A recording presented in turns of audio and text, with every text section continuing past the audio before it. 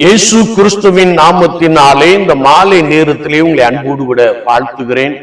வேதத்தின் வெளிச்சம் என்ற நிகழ்விலே நாம் அழைப்பை குறித்து தியானித்துக் கொண்டிருக்கிறோம். இன்றைக்கும் 2 நாளாகமத்தின் புஸ்தகம் 34ஆம் அதிகாரம் 27ஆம் வார்த்தையை நாம் வாசிக்கின்ற பொழுது, அழுது விண்ணப்பம் பண்ண ஆண்டவர் நம்மை அழைக்கிறார்.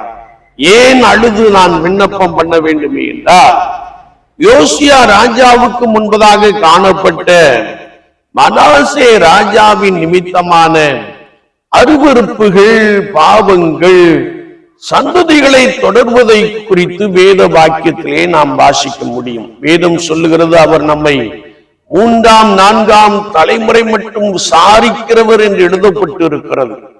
அப்படி அவர் கர்த்தருக்கு பிரியமில்லாத அருவருப்பான காரியங்களை செய்தபடியினாலே யோசியா ராஜாவின் முன்னோர் செய்த அருவருப்படி நிமித்தமாய் பொல்லாப்பு உண்டாகும் என்று நியாயப்பிரமாண புஸ்தகத்தில் எழுதப்பட்டிருக்கிறதை கண்டு அதை வாசிக்க கேட்டு யோசியா தன் வஸ்திரத்தை கிழித்துக் கொண்டு அழுது விண்ணப்பம் பண்ணினான் என்று வேதம் சொல்லுகிறது. அவன் மிகவும் மனம் கசந்து அழுது விண்ணப்பம் பண்ணினபடினாலே அவன் நாட்களில் அவன் தேசத்திற்கு, அவனுடைய ஜனங்களுக்கு வரவிருந்த பொல்லாப்பை ஆண்டவர் நீக்கி போட்டார்.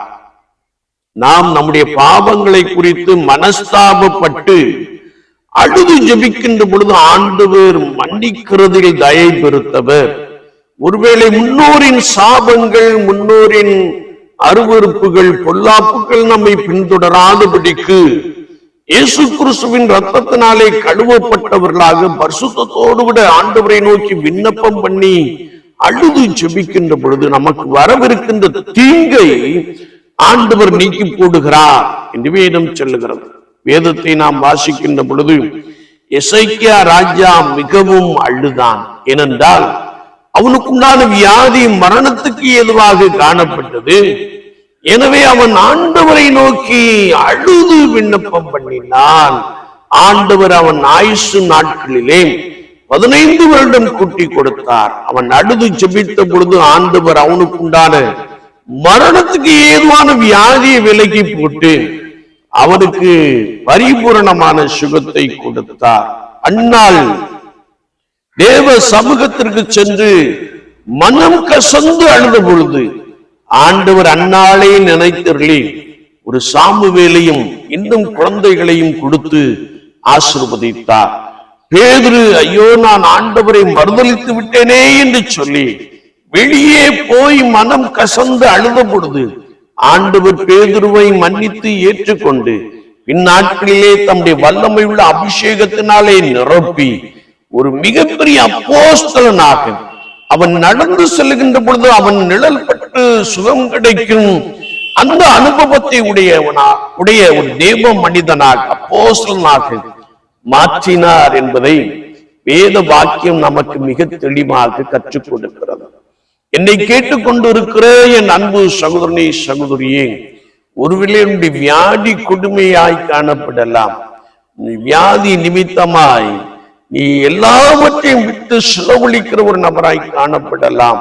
ஆனால் வேத வாக்கியங்கள் என்ன சொல்லுகிறது என்றால், யாரெல்லாம் கர்த்தருடைய சமூகத்திற்கு சென்று அழுது விண்ணப்பம் பண்ணினார்களோ ஆண்டவர் அவர்களுக்கு வரவிருந்த தீங்கை, பொல்லாப்பை நீக்கி போட்டார். அது மாத்திரமல்ல, வியாதியிலிருந்து சுகம் கொடுத்தார்.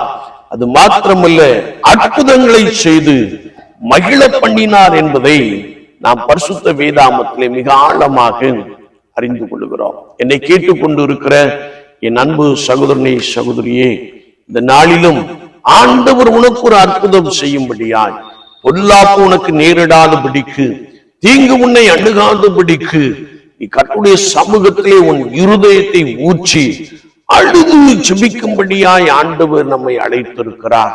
அதற்கு மாத்திரமல்ல, தேசம் ரட்சிக்கப்படும்படியாய், தேசம் இயேசு கிறிஸ்து சிலுவையிலே சிந்தின இரத்தத்தினாலே தேசத்தில் உள்ள ஜனங்கள் ரட்சிக்கப்படும்படியாய் நாம் அழுது விண்ணப்பம் பண்ணுகின்ற பொழுது ஆண்டவர் ஒரு பெரிய ரட்சிப்பை, ஒரு பெரிய சேமத்தை தேசத்திலே கொடுக்க போதுமானவராக இருக்கிறார். ஒருவேளை நம்முடைய விண்ணப்பம் எப்படிப்பட்டதாக காணப்படுகிறது? நான் அழுது ஜெபிக்கிற ஒரு நபராய், பாரப்பட்டு நறுமுண்ட இருதயத்தோடு கூட கர்த்தரை நோக்கி பார்க்கிற ஒரு நபராய் காணப்பட்டு இருக்கிறோமா? அதற்கென்றே நாம் அழைப்பை பெற்றிருக்கிறோம். அதற்கென்றே நாம் அழைப்பை பெற்றிருக்கிறோம். ஆண்டவரே மன்னியும், ஆண்டவரே கேளும் என்று சொல்லி அழுது விண்ணப்பம் பண்ணுகின்ற பொழுது ஆண்டவர் அந்த விண்ணப்பத்தை கேட்டு பெரிய அற்புதங்களை செய்கிறார். தேசத்தில் அநேகரை ரட்சித்துக் கொள்ளுகிறார். ஆண்டவருடைய நாமம் மகிமைப்படும். ஆண்டவர் அப்படிப்பட்ட ஒரு பாரப்பட்ட இருதயத்தை கண்ணீரோடு கூட ஜெபிக்கிற ஒரு அனுபவத்தை நம்முடைய வாழ்க்கையிலே நிறைவாய் கொடுப்பாராக. ஆமீன், ஆமீன்.